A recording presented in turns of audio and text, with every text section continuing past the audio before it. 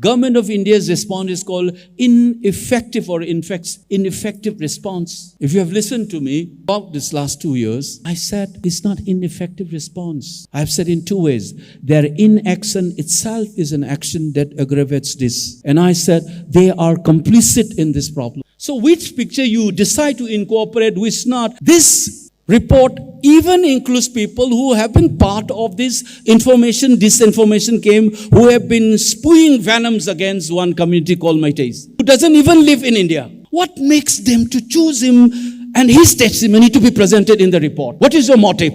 You talk that this hate speech has been going on social media. A man who has been doing this, who are not even part of this country, this state, who doesn't even stay in these countries, his testimony is incorporated. And as I told you, Easy Eye report, you quoted it extensively, and one line, you remember that what I said, inverse pyramid. 1-2 sentences said, there is a furious response from Amju and editor Manipur groups. And then what did they do? They don't reproduce that text inside as a counter to what I have quoted from Easy Eye. Easy Eye,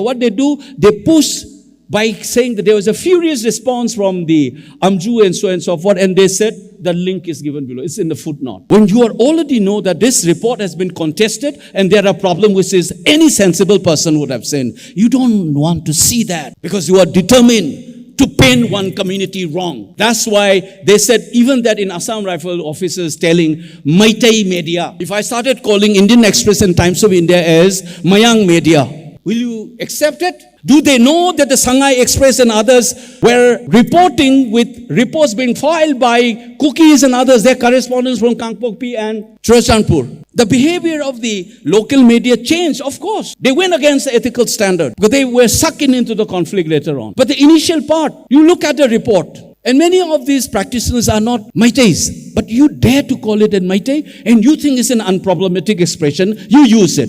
Whether they have PUCL'S as a staff member correspondent, you don't care. So much so that's a factual incorrect because they wanted to develop the idea of majority versus minority. So they report the census report of 53% Meiteis. What they don't realize is that this 53 includes PUCL'S. Meitei is less than 50%. That 53 is based on the mother tongue assessment. Don't you have this even basic? The literatures are already there. So 53 Meitei is majority because it fits the bill.